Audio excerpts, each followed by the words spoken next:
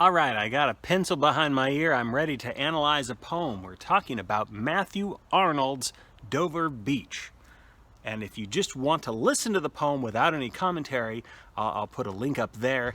If you'd like to read the poem, we'll put the text down there. I'm also going to put links to useful articles that if you're writing about this poem or writing about the poet, they might be helpful for you. So let's give it a try. Dover Beach. The first line says, "The sea is calm tonight." And so that's simple, right?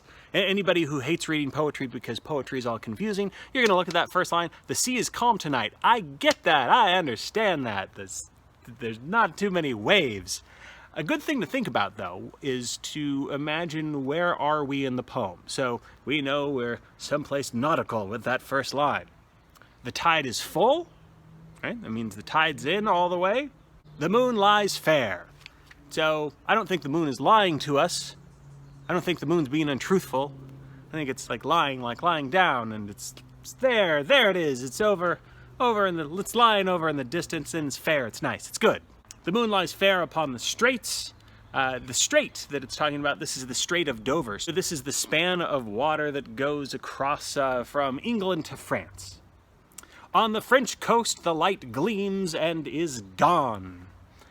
I don't know why the light gleams and is gone for sure. So this is the first part where we get to try to figure out, what's happening. So if we're looking across the water and we're looking at France and the light gleams and is gone, that could mean oh, there's a lighthouse there and it's spun around and it's not gleaming anymore. Or maybe some French person flicked on the light and it's oh, there's England, yep, everything's fine, and then flicked off the light.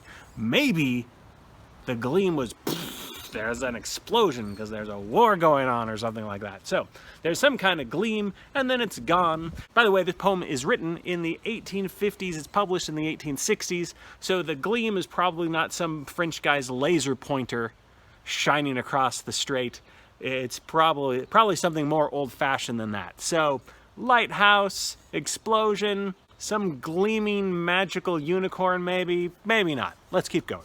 Out in the tranquil bay, come to the window, sweet is the night air. Now, when the speaker of the poem, when I say speaker, that's the narrator of the poem. The speaker of the poem says, come to the window. So that means the speaker of the poem is talking to somebody. Later on in this poem, he's going to say the famous line, "Ah, love, let us be true to one another." And so from those elements, we can start to imagine that the narrator, the speaker of the poem, is with somebody that he loves. And he's asking her to come to the window. Many scholars believe that Matthew Arnold in this poem is writing about his honeymoon night. And he married a young woman named Frances Lucy, and he called her Flu, as in flu, the illness, influenza. Okay, what a pet name, right? Oh, my little COVID. Come here, my little tuberculosis. Anyway, so Matt and Flu are hanging out somewhere, and he says, hey, come to the window. Now, when I read this poem the first couple times, I imagined, again, because I was thinking the honeymoon, so I imagined, oh, they're at their hotel somewhere, and they're looking across the water, but I don't think they are. I don't think they're in a hotel room. I think that they're someplace else, and I'll tell you more as I read. Here's a picture of Matthew Arnold, so you know what he looks like, but I prefer to think of him as this guy. And here's his wife, Flu, but let's imagine her this way. Some people think that it's important to look into the life of the poet to try to sort of get clues for the poem. So if you're into that, here's a few things about Matthew Arnold. He was born in 1822 on December 24th, which means he had one of those too close to Christmas kind of birthdays, which probably inspired him to write poems about sadness. His dad was a principal at the School of Rugby, which I thought was a school just dedicated to the sport of rugby, but it's not. It's just a school called Rugby, which must have disappointed all the jocks that went there. Hold up, I have to put a correction in here.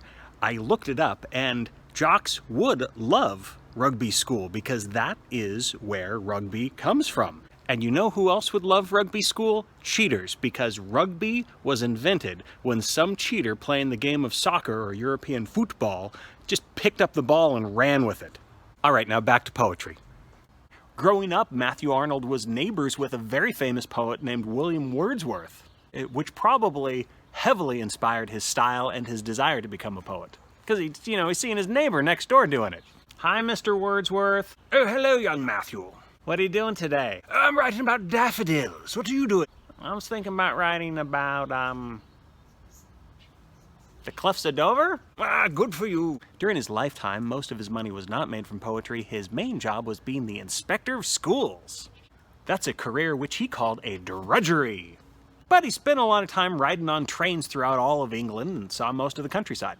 In fact, that's kind of how he died. When he was in mid-60s, he was running to catch a train and he had a heart attack. Ooh, that makes me think, is this a good time for me to talk about my new children's book, Mr. Complain Takes the Train? Maybe. Okay, I'll save it for another video. During those 60-plus years while he was alive, he wrote a lot of essays, and he delivered a lot of lectures, and he wrote a lot of wonderful poems. So he says, come to the window, sweet is the night air. By the way, why is he spending his honeymoon time saying, hey, come to the window? He says, be like, hey, come back to bed. So I think that he's nervous. I think he has honeymoon wedding night jitters. And he's like, I don't know, maybe he's, he's never slept with Flu. Flu hasn't slept with Matthew. And so he's like, let's stall. Let's look out the window. Keep in mind, this is British Victorian age where everybody thinks about sex but doesn't know how to talk about it. And so he's like, maybe if we just look at the stars for a while, we'll feel romantically inclined. So maybe I'm projecting. Maybe I'm doing it. So anyway, maybe he's stalling. Maybe it's after the honeymoon bliss. Maybe he's just looking out the window for the first time. But he says, come to the window, sweet is the night air, only from the long line of spray where the sea meets the moon-blanched land. Listen. So there's a lot of words in there, but, sweet, sweet is the night air, only listen. Right, so he's, when he says only listen, I know he says only and then a strand of other words, but when he's basically saying, hey, listen, he's letting us know that's like this, the night air seems sweet or smells sweet or is sweet, but there's something else, So what does he hear? He hears the grating roar of pebbles, which the waves draw back and fling at their return up the high strand, begin and cease, and then again begin, with tremulous cadence slow. So all of those words are basically saying there's this ebb and flow, right? The waves, right? Even though the sea's calm, but on the shore, the waves are reaching out and they're grabbing the pebbles and they're pulling them back and reaching out and pulling them back. So the tide, which is full right now, is still going to go back. So there's this ebb and flow of the tide. Now, I think that makes a rather nice sound. If you've been on the beach when the tide is going out and the water's grabbing those pebbles, I like that. I like that because I like skipping rocks. And so I know that we need this process for a lot of reasons, I suppose. But I like the tides because I like smooth pebbles that I can skip up to 12 times. But the guy in this poem says that all of that wave sound, the tide sound, the pebble sound, that it creates this eternal note of sadness, right? It brings in this eternal note of sadness. So here's the thing that poets do, and humans in general do this a lot, but poets do it a massive amount of times. Poets look at nature and they put emotions into nature and they receive emotions from nature. So some people could listen to the tide and just say, yep, that's the sound of the tide. And people like Matthew Arnold might listen to the sound of the tide and go, oh, a note of eternal sadness. And other people might listen to that tide and go, wow, that makes me really happy. I love the sound of the tide. So for whatever reason, the speaker is basically saying, hey, come to the window. Oh, isn't the night air great? But listen to that. Isn't it sad? In the next part of the poem, he name drops. He says, Sophocles, long ago. Oh my gosh. Then he continues to talk to his honeymoon darling. He says, Sophocles, long ago, heard it on the Aegean. Now, again, going back to the honeymoon idea, is it a good idea to name drop Sophocles while you're looking at the night air and listening to the sound of the ocean? Oh yes, Sophocles long ago. Oh really? Who's Sophocles? Well, Flu, I will tell you. Sophocles wrote a play called Oedipus Rex. Oh, what's Oedipus Rex about? Well, it's about a young man who marries his mother. Oh, why are you telling me about Sophocles now? Oh, sorry, Flu, I like it. Anyway, yeah, so Sophocles wrote Antigone, Oedipus, Greek tragedy stuff, and may or may not have sat upon the Aegean and listened to the sad sound of the tide and commented upon it inwardly. According to the poem, it says, "It brought into his mind the turbid ebb and flow of human misery." And though Sophocles probably is not the playwright you want to bring up on your honeymoon, his plays do have this give and take, this pull back and forth between religious faith and secular responsibility. So, it might not turn on Flew, but, it might turn on the reader. So does the sound of the tide just make us feel something, or does it do something more logical? Is it just pathos, or is there a little bit of logos? Arnold says, we find also in the sound a thought. So that's the noggin. That's the left brain thinking, not just feeling on the right side, but saying, I'm thinking about something. Hearing it by this distant northern sea. So, what is that thought? That's what the next stanza is all about. This thought. Not so much just a generalized feeling, but a complicated philosophical thought is this. The sea of faith was once too at the full. Now this is the part for you poetry haters where you might go, I don't like this poem anymore. We started off so simple. The sea is calm tonight. And now smack in the middle of the poem, we've got the sea of faith was once too at the full. So this is, we don't have to be scared of this. This is a metaphor. So there are many scholars who talk about how Matthew Arnold is writing about the loss of religious faith. Or if not the complete loss of faith, at least it's kind of diminished. So why would Matthew Arnold be embedding this idea into his poem? Well, it might be because The Origin of the Species, Darwin's essay on evolution, has been published, and that was kind of shaking up the world. A lot of other British poets and thinkers and critics were also feeling the same way. They read Darwin's work and they said, oh, so Christmas isn't true. If evolution is real, Jesus must be make-believe. What about Santa? I don't know that he goes that far in here, but check out Thomas Hardy's poem Hap for more about that. But here's the thing about faith, it doesn't need to be just spirituality or religious beliefs. Faith is having a strong belief in anything without relying on lots and lots of evidence. So you can have faith in organizations, you can have faith in countries, you can have faith in your favorite movie star or film director. I have faith in you, Steven Spielberg. I have faith that red vines are better than Twizzlers. I have faith that the Seattle Mariners will win a World Series by the year 3000. I have faith that every time I make a video, my dog will bark.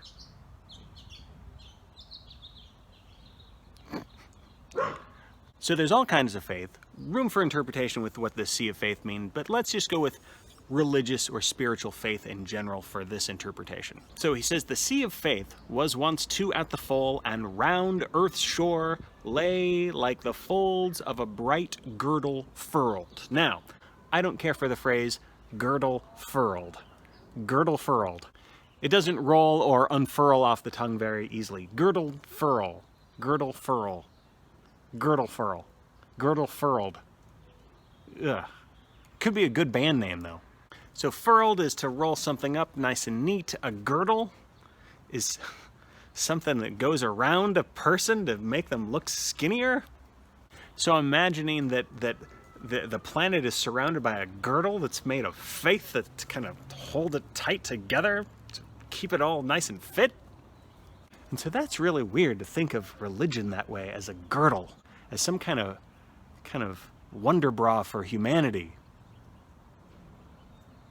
Actually, now that I say it out loud, it makes perfect sense. So instead of that girdle furl being a part of the sea of faith or whatever, so instead of having these religious beliefs that hold the world together, that we can make sense of and believe in strongly, he says, now I only hear its melancholy, long withdrawing roar, retreating to the breath of the night wind down the vast edges drear and naked shingles of the world. So again, he's going back to the ebb and flow kind of sound. So now he's saying that, hey, there's a literal tide that's raking across the pebbles. And there's a figurative tide that is faith receding, right? Religious belief receding, or faith in whatever is withdrawing. It's going back, and we can hear that sad sound as faith recedes across the pebbles of humanity. He says naked shingles of the world. My book has a little footnote that says shingles in this case are the flat pebbles, the ones I love to skip. And why would that be a melancholy sound? The sound of making skippable stones. That's an awesome sound. But again, Matthew Arnold is choosing to hear the melancholy in things. But speaking of melancholy, he uses the word shingles, which to me makes me think of the illness, right? The grown-up version of the measles or chickenpox or whatever. There was a really nice old neighbor lady that would show up at my doorstep once a month, and she'd always try to convert me to her church, and she got shingles. And then I stopped seeing her. I haven't seen her for a while. I miss her. Anyway, back to the poem. The last stanza is the most beautiful of all. Ah, love, let us be true to one another. For the world which seems to lie before us like a land of dreams, so various, so beautiful, so new, hath really neither joy, nor love, nor light, nor certitude, nor peace, nor help for pain. Let me pause there. So this flows really smoothly in comparison to girdled hurl. Girdle furled. Ah, love, let us be true to one another. The world which seems to lie us before us like a land of dreams, so various, so beautiful, and so new. So again, we have all these positive emotional adjectives here. But the key word is seems, right? So the world seems new, and it seems bright and beautiful and all these wonderful things. But he's saying, in actuality, it doesn't have those things. The world doesn't have love, and doesn't have light, and doesn't have joy. So we could see this in a couple different ways. It could seem like he's like, oh, you're being so pessimistic. Of course there's light. There's that light gleaming across in France. Remember let me switch on the light or I'll explode something. Remember that gleam? That was light. That came from the world. And there's love in the world, and there's all those nice things in the world. But I guess if we just think of the earth, the actual physical earth, and the nature, the universe, everything that is separate from humanity, that, we could argue, doesn't have any of those emotions. The world just is what it is, and nature is indifferent to humanity's struggle. Now let's imagine where he is. Like I said, I thought he was looking out his hotel window at first, but I think he's looking out of, the window on the boat that they're on. I like to imagine that he and his honeymoon sweetheart that they are on a sloop. They're on a little boat out in the strait, and they are between the cliffs of Dover and the beaches of France. They're on the water. The reason why I think this is because he's describing seeing both, and he can't see the shore of France and the cliffs of Dover if he's on top of the cliffs of Dover. So go with me on this. I think that he's on a little boat, and they're looking out. They're between England and France, and figuratively, we can see them being in between the universe and humanity, right? For a moment, they're looking at those two things, an indifferent world and all of these emotional worlds that are within people. And so we might look at the world and we might see all this glimmering love, light, stuff like that, but then we can look at it another way and say, like, no, that's all of those emotions come from the human side of things, and there's this indifferent world, the universe, that doesn't really care one way or another about us. And that's why I think he's saying, ah, love, let us be true to one another, right? If we can't have faith in this stuff over here, whether it's the universe or whether it's religion, on an interpersonal level, one-on-one, we can have this joy and this light and this happiness, this love for one another. The last lines say, and we are here as on a darkling plain. By the way, have you guys been watching this show on Netflix called Shadow and Bone? There's a villainous character that they sometimes call the Darkling or the Black Heretic, and he creates this big shadowy... Oh, there he goes. He creates this big shadowy fold.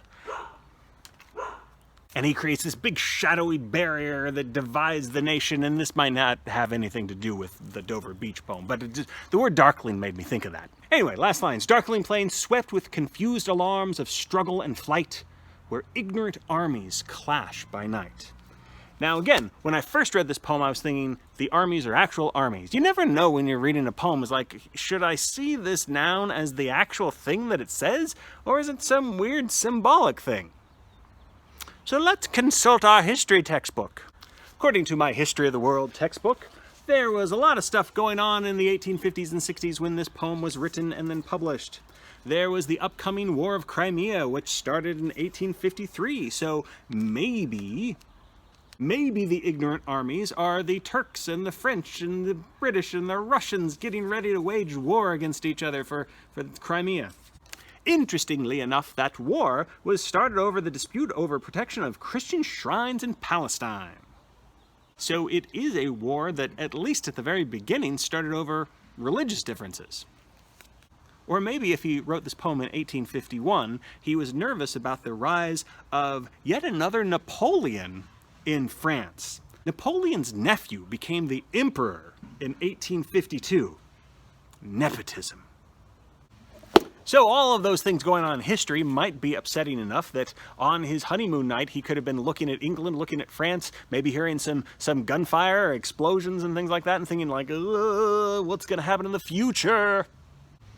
Or the ignorant armies could be the conflicting ideas. Darwinism, skepticism, atheism, and all those things with Christianity, spirituality, faith in what you can't see. Those could be the armies that clash each other. And by telling his young bride those things, perhaps as she looked out the window, she got all worried and scared and frightened and thought, oh, Matthew, what's going to happen? And he's like, don't worry, Flu. By the way, my theory is that most love poems, are all about, I like you. That's actually my theory about all love poems. Love poems are simply about someone that's trying to sort of casually put their figurative arm around the shoulder of somebody that they like and admire and have a crush on. So it's very possible to look at this poem as a way of saying, ooh, the world's a scary place, but hey, you and I will be true to each other, so it won't be so bad. Woo, well, there you go. That's my explication of Matthew Arnold's Dover Beach. If you like listening to me ramble on about poetry, feel free to give me a thumbs up, like, and subscribe, and do all that stuff. But more importantly, leave a comment down below and let me know which poem you'd like me to analyze next. That's all for now. I'll talk to you guys later. Bye.